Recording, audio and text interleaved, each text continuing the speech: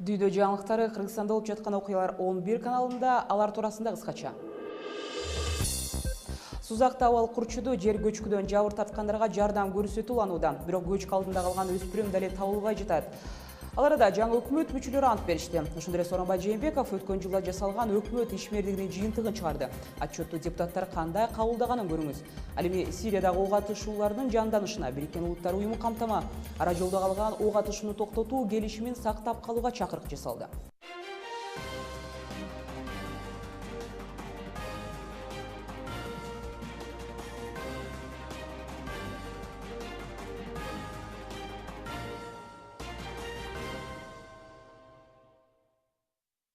Аты жөнүм Айгерим Жаныкул. Кутман кечиңиз менен обол Сузактагы жер көчкү тууралуу 28 апрелде түшкө маал Сузак районундагы Кызыл Туу айыл аймагынын 3 чат жайлоосунда жалпы көлөмү 2,5 миллион куб метрди түзгөн жер көчкү түшүп, бир жеңил автоунааны басып калды.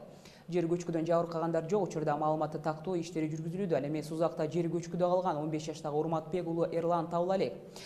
27 апрелде 3 чат участкасында жер жылып, көчкү алдында 6 үй басып калган. Кырсыктан жабыркаган Алмалуу Булак айылынын тургундарына дарыгерлердин 2 бригадасы кызмат кылууда. Дарыгерлер жер көчкү күбө болгон айылдыктар психологиялык терс таасир алышы мүмкүндүгүн белгилешет. Аларда Сузактагы табигат кырсыгы парламентте дагы көтөрүлүп, депутат Мирлан Бакиров өкмөт аймакта жер көчкү кайталанабы жокпу мониторинг жүргүзүү керектигин айтты.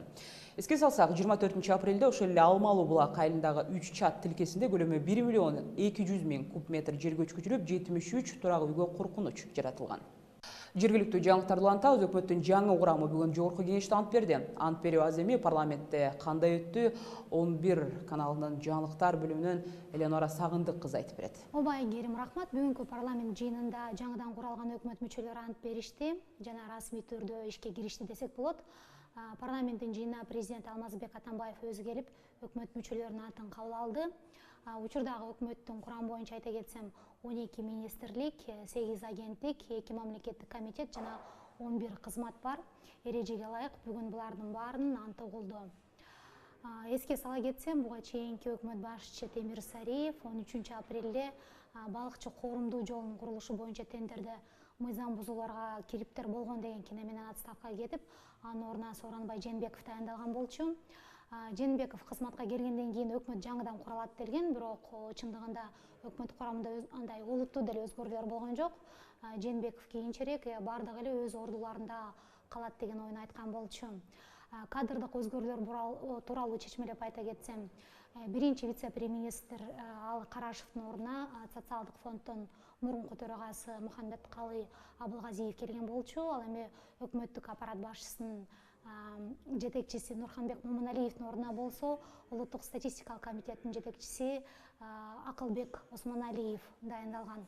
Ал эми мурунку транспорт министри Аргынбек Малабаевдин ордуна Зайырбек Айдаров келди. Белгилей кетүүчү жагдай, ушу Аргынбек Малабаев мурунку премьер-министр Темир Сариев менен тирешкени белгилүү. Бул министрден башкасынын баары өз ордунда калды жана өз кызматын сактап кала алды десек болот. Айгерим. Эленора, бүгүн парламентте ошондой эле өкмөт 2015 жыл үчүн отчетун берди. Ал депутаттар тарабынан кандай кабыл алынды? Ооба, бүгүн жаңыдан расмий түрдө ишке киришкен дейлик. Сооронбай Жээнбеков парламентте анткана берген жок. Ал парламентте өкмөттүн 2015 жыл үчүн баяндамасында жасады. Өкмөт башчы кызматында отурганына бир ай толбой жаткан кишинин баяндама бергени бир аз кызыктай болду, бирок ошентсе дагы депутаттар аны кызыгуу менен угушту десем болот. Жээнбековдун айтымында соңку жылдары Кыргызстанда экономикалык өсүштөр байкалып жатат. Ал 2015 жылы бюджеттин киреше бөлүгү 128 миллиард сомду түзүп, бул былтыркы жолусу 2014 жылга салыштырмалуу 7% көптүк кылган экен. Ал эми быйылкы жыл боюнча айта турган болсок, быйыл ички дүң продукциянын көлөмү дээрлик 1% өстү делип жатат. Депутаттар Сооронбай Жээнбековдун баяндамасын уккандан кийин өкмөт мүчөлөрүнө суроо менен кайрылып жатты. Анан алардын суроо жооп форматындагы талкуусу көпкө 2-3 саатка уланып кетти. Мындан улам депутаттардын өздөрүнөн сунуштар түшө баштады. Айталы, Республика Ата журт фракциясынан депутат Максат Сабиров бул өкмөттүн баяндамасы парламенттик комитеттерде деле талкууланган, андыктан убакытты коротпой отчетту кабыл ала берсекпи деген оюн айтты. Бирок буга ошол эле парламенттеги Бирмол фракциясынан депутат Акылбек Жапаров кайшы чыкты.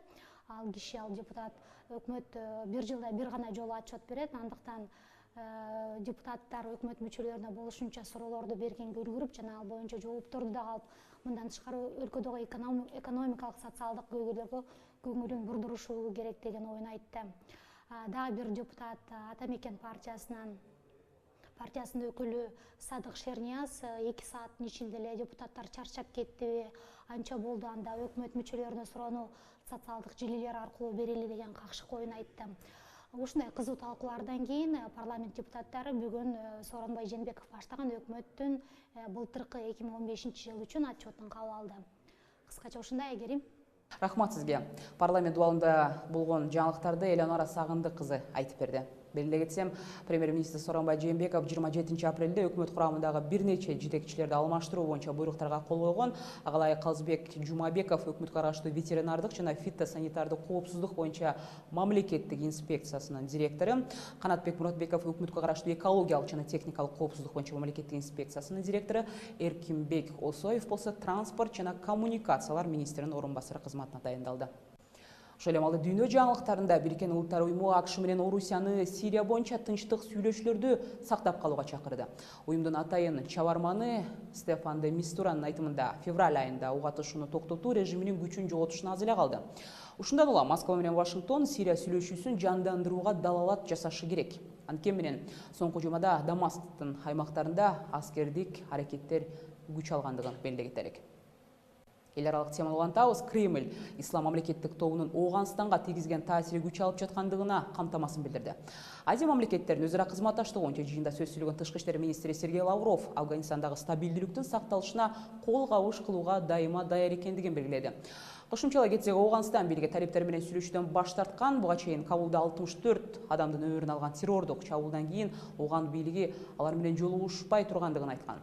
Талибан өзүнүн куралчан делегациясын Пакистан бийлиги менен Ооганстанда тынчтык орнотуу тууралуу сүйлөшүүлөрдү жүргүзүү үчүн Карачи шаарына 25 апрелде жөнөткөнүн кабарлаган. Бирок Ооган тарап пакистандыктар талиптерди тымызын колдоп жатат деп айыптоодо. Жаңылыктардын кийинки бөлүгүндө